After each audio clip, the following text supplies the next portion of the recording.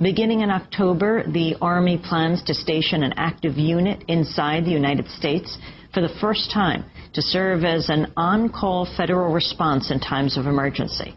The 3rd Infantry Division's 1st Brigade Combat Team has spent 35 of the last 60 months in Iraq, but now the unit's training for domestic operations. The unit will soon be under the day-to-day control of U.S. Army North, the Army service component of Northern Command.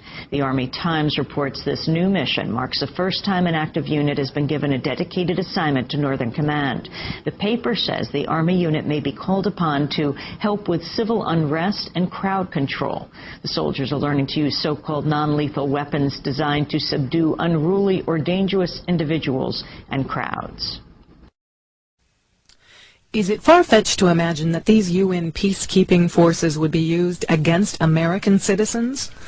The 502nd, another unit from Fort Campbell, Kentucky, is shown here arriving as peacekeepers in Somalia, wearing their UN blue berets and UN insignia. Shortly thereafter, this same unit, the 502nd, was in Arkansas practicing house-to-house searches and seizures in a joint UN training mission called Agile Provider in the spring of 1994. Agile Provider involved 44,000 UN troops, including troops from France and the Netherlands, training in the states of Georgia, North and South Carolina, Arkansas, and Tennessee. Yes, UN troops have been trained in this country in the past, but not in brigade strengths and not in domestic support house-to-house searches and seizures. Many of our congressmen deny that UN troops are being trained in this country at all, but as you can see in these clips from Fort Chaffee, Arkansas, Germans were training here last spring. Das ist die Baracke 1660, die da. Vom zweiten Zug, der Hinscholl,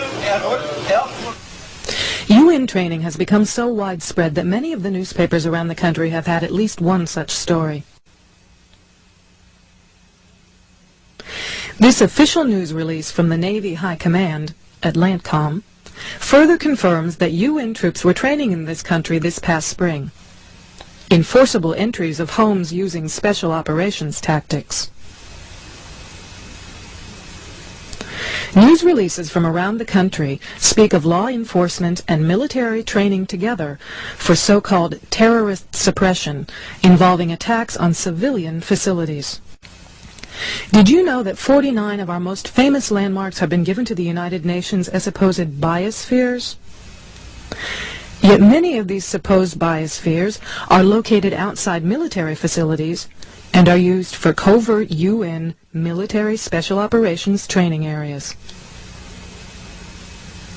On the border between the U.S. and Canada, we see the UN flag flying between the U.S. and Canadian flags. Throughout cities in America, UN flags are popping up outside government buildings. But perhaps most disturbing was this letter received by New American Magazine detailing a survey given to Marines at 29 Palms Base. We confirmed this survey was given to Army Special Operations recruits. The survey asked troops whether they would swear to the following code. I am a United Nations fighting person. I serve in the forces which maintain world peace and every nation's way of life. I am prepared to give my life in their defense. This survey also asked if these U.S. military men would fire upon U.S. citizens who refuse or resist confiscation of firearms banned by the U.S. government. Did you notice the federal tax agents dressed like military patrolling the roads during the Waco siege, or the black military helicopters at each of the Indy 500 races for the past several years?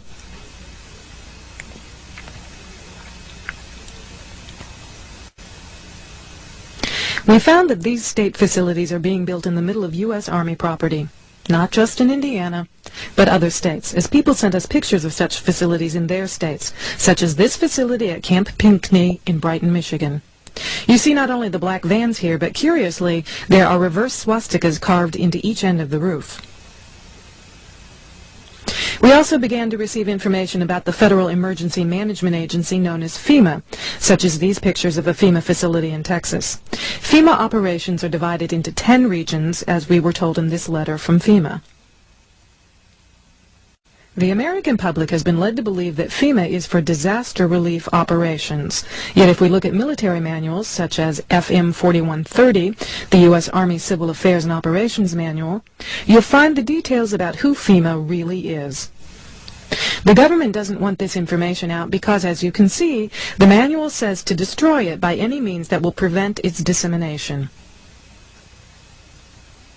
The manual says that FEMA is the executive agency that serves as the point of contact for the USG for emergency management within the United States.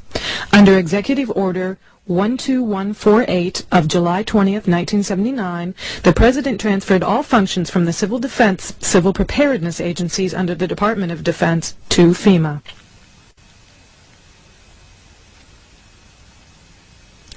FEMA develops and implements overall concepts and policy guidance and directs activities for nationwide plans and preparedness for emergencies during peace and war. It also develops plans, systems, and capabilities for protection of the U.S. populace, government, and industry, and for stabilization of the economy in time of emergency. Again, we see from this military manual that FEMA is divided into 10 regions and is the command and control agency for all emergency planning. None of this sounds too sinister until you begin to find out what FEMA has done with 96% of their budget. FEMA has built prisons around the country, and they've also built underground facilities. It actually turns out that they are the key agency to implement a plan known as Operation Garden Plot, the plan to put American citizens in prison camps. Under Executive Order 12919, signed by Bill Clinton on June 3, 1993, presidential authority under a 1950s Defense Production Act was delegated to the Secretaries of Defense, Agriculture, Treasury, and Commerce to seize all civilian property for the government solely by declaring them necessary for national defense. It also gave the Director of FEMA the authority to implement FEMA plans during a national emergency. Most people don't realize that this country has been in a declared state of emergency since the Federal Emergency Act was enacted in 1933, which was the beginning of FEMA, and also gave presidents the authority to issue executive orders. Each president since then has issued an executive order declaring a state of national emergency. Bill Clinton has issued 3 such orders since he took office. Shown here is a FEMA facility in Denton, Texas, where you can see mile after mile of FEMA command and control trailers. These trailers are self-sustaining and contain electrical generators and communications equipment that can be moved out anywhere in the country to start a FEMA operations center.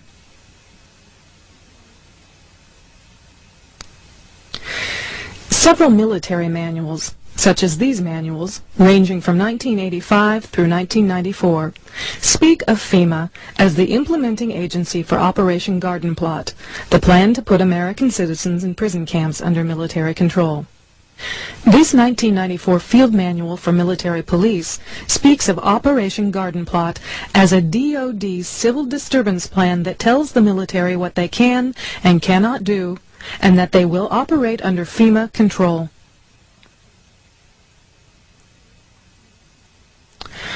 Several thousand U.S. troops are training in the U.S. this summer and fall, and if we look around us, we can see plenty of the signs and symptoms of a global takeover under the auspices of the United Nations taking place right here in our country.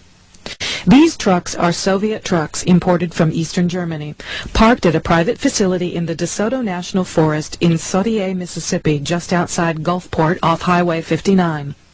A sign on the facility says Airmar. Airmar is privately owned, but the signs on fences around the facility say this is a U.S. Customs facility. Several acres of federal forest land was bulldozed to create this customs facility solely for Airmar. No one knows for sure what this facility really is, but one thing is certain, it's not what we're being told it is. And there are 750 Soviet chemical trucks sitting in Mississippi whose sole use is to spray chemicals and nerve gas in chemical warfare operations.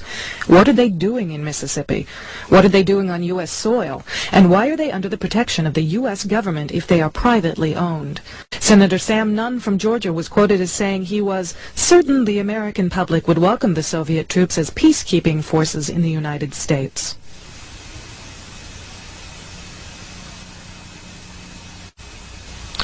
Not only have these Soviet trucks been found in Mississippi, people recently photographed these 2 clearly marked Soviet vehicles in Texas.